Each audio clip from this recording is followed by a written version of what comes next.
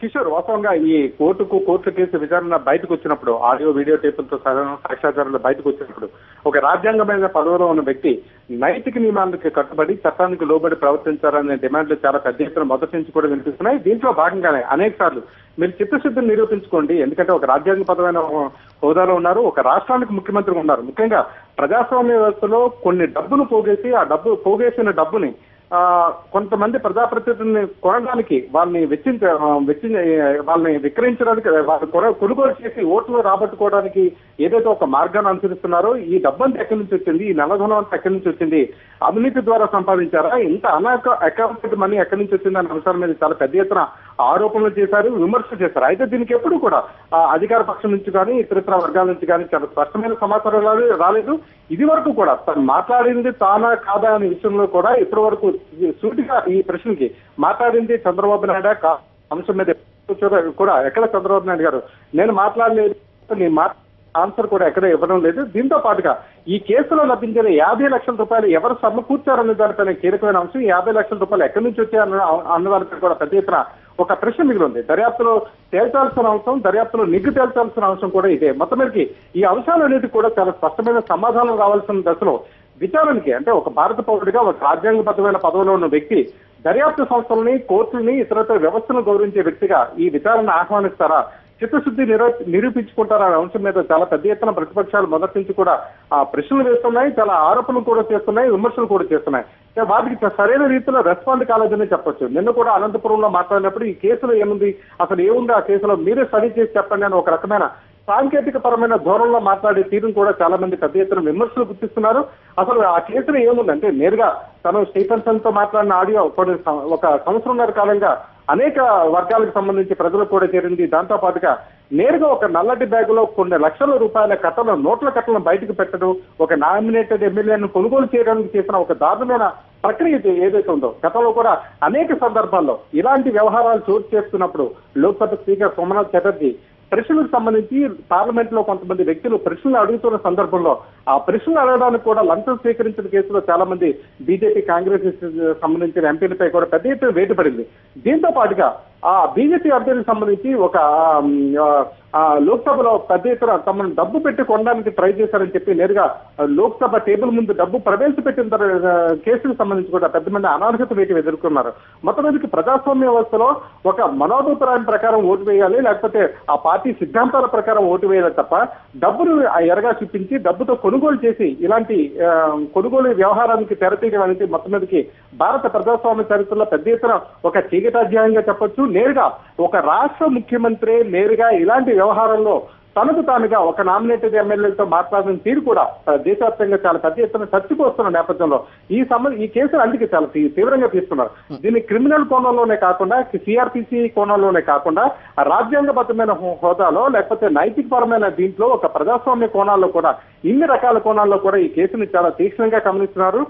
భవిష్యత్ తరాలకు ఏ రకమైన సంకేతాలు ఇవ్వబోతున్నాయి, న్యాయ వ్యవస్థ కావచ్చు, లేకపోతే ఇతరత్ర దర్యాప్తు సంస్థలు కావచ్చు, ఇవన్నీ కూడా భవిష్యత్తులో ప్రజాస్వామ్య వ్యవస్థని నిలబెట్టి పటిష్టం చేయాల్సిన వ్యవస్థలు ఇవన్నీ అంతర్భాగాలు కాబట్టి భవిష్యత్ తరాలకి మునుపటి ప్రజాస్వామ్య వ్యవస్థకి చాలా చిగురుటాకులో ఉంది, చాలా ఆశాజనక దృక్పథంతో ఉన్న వ్యవస్థలందరికీ కూడా ఏ రకమైన సంకేతాలు ఇవ్వబోతుంది అని ఒక రకమైన ప్రశ్న కూడా భారతదేశ ప్రజలందరి నిలుచున్న సమయంలో అందుకే ఈ కేసుని చాలా నైతిక కోణంలోనే కాదు, క్రిమినల్ కోణంలోనే కాదు, చట్టపరమైన కోణాల్లో కాదు, రకాల కోణాల్లో కేవలం ఒక కోణంలో కాకుండా అన్ని రకాల కోణాల్లో అన్ని కోణంలో చూసినప్పుడు వ్యవస్థలు ఏ రకంగా రెస్పాండ్ అవుతాయనే అంశాన్ని కూడా చాలా దగ్గరగా గమనిస్తున్న నేపథ్యంలో చిత్తశుద్ధి నిరూపించుకోవాల్సిన చంద్రబాబు ఇప్పుడు నేరుగా కోర్టులకు వెళ్లి తనపై దర్యాప్తును నిలిపేయాలని కోరుతారా, లేకపోతే నేరుగా కోర్టు ముందుకు వచ్చి ఖచ్చితంగా నేను ఈ దర్యాప్తుకి ఎటెండ్ అవుతా, లేకపోతే ఈ దర్యాప్తు సహకరిస్తాన కోణంలో ముందుకు పోతారా అనే అంశం మీద కూడా పెద్ద ఎత్తున డిస్కషన్ జరుగుతున్న సమయంలో హైకోర్టులో ఈ పిటిషన్ దాఖలు చేయడం అనేది మరోసారి మునుపుటి ధోరణిలో చంద్రబాబు నాయుడు బయట పెట్టుకున్నారని ఒక రకమైన చర్చ కూడా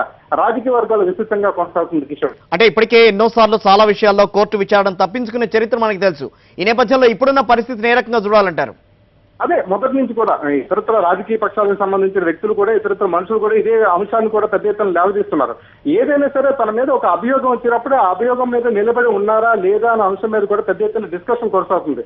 గతంలో రాష్ట్ర ప్రభుత్వానికి సంబంధించి ఆంధ్రప్రదేశ్ మొదలైన దగ్గర నుంచి కూడా అనేక అంశాలకు సంబంధించి అనేక మంది రాజకీయ నేతలు కూడా పెద్ద ఎత్తున దర్యాప్తు సంస్థల ముందు నిలబడ్డారు, తమ వాదనలు వినిపించుకున్నారు, తమ నిరూపించడం లేకపోతే దోషత్వానికి గురి కావడం జరిగింది.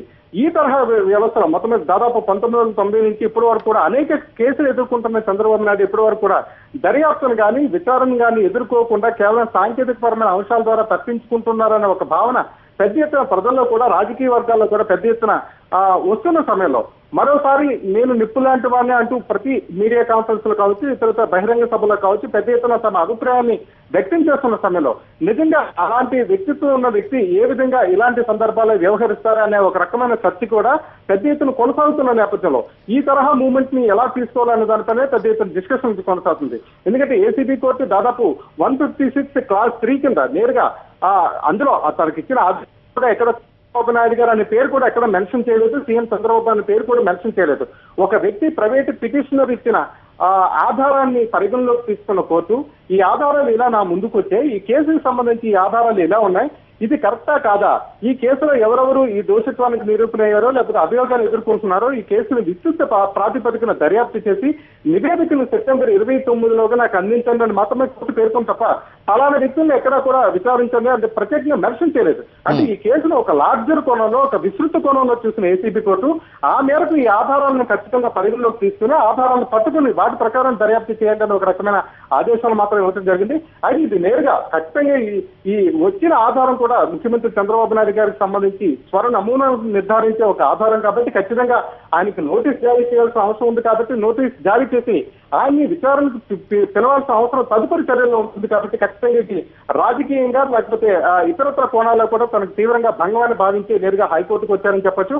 మొత్తం మీదకి ఏసీబీ కోర్టు ఇచ్చిన ఆదేశాలను నిలిపేయాలని కోరుతూ దాఖలైన ఈ పిటిషన్ హైకోర్టు ఏ రకంగా చూస్తుంది, ఎలా చూస్తుంది తదితర అంశాలన్నింటి మీద కూడా మధ్యాహ్నం తర్వాత మరికొన్ని తాజా వివరాలు వచ్చే అవకాశాలు ఉన్నాయి. కిషోర్, అంటే శ్రీహరి ఎఫ్ఎస్ఎల్ రిపోర్ట్ లో గొంతు ఆయనదైన ప్రమేయం ఉంది అని బయటకు వచ్చిన నేపథ్యంలోనే కోర్టు పరిణామాలు కూడా మనకి తెలుసు ఏ రకంగా ఉంటాయి, ఏ రకంగా చేస్తుందని.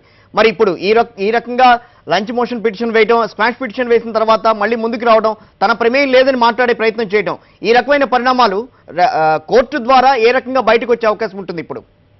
ఖచ్చితంగా ఎందుకంటే లంచ్ మోషన్ పిటిషన్ వేసిన తర్వాత కోర్టు ఏ రకంగా వాదనలు తీసుకుంటుంది, ఏసీబీ హైకోర్టు ఇచ్చిన ఆదేశాలంటే ఆదేశాల ప్రకారం విచారణ జరిపించాలని ఆదేశిస్తుందా లేకపోతే ఏ రకంగా కోర్టు రెస్పాండ్ అవుతుంది అనే అంశాల మీద అంటే ఈ మధ్యాహ్నం జరిగే విచారణ ముందు కొన్ని వాదనలు జరిగే అవకాశాలు ఉంటాయి. ఎందుకంటే లంచ్ మోషన్ పిటిషన్ ఒకవేళ టేకప్ చేస్తే కనుక టేకప్ చేసిన తర్వాత ఇరువురు కూడా వాదనలు విన్న తర్వాత హైకోర్టు ఏ విధంగా నిర్ణయిస్తుందంటే మరి కాసేపులో బయటకు వచ్చే అవకాశాలు ఉన్నాయి. మనకు అందుతున్న తాజా సమాచారం ప్రకారం మధ్యాహ్నం 2:30 తర్వాత ఈ కేసు బెంచ్ ముందుకు వచ్చే అవకాశాలు ఉన్నాయి అనే సమాచారం అందుతుంది. అయితే దీని మీద ఇంకా నిర్ధారణ ఇంకా రాలేదు, ఖచ్చితమైన సమాచారం కూడా రాలేదు. అది అందగానే మరికొన్ని తాజా వివరాలు మనకు తెలిసే అవకాశం ఉంది. Kishore, thank you Srihari.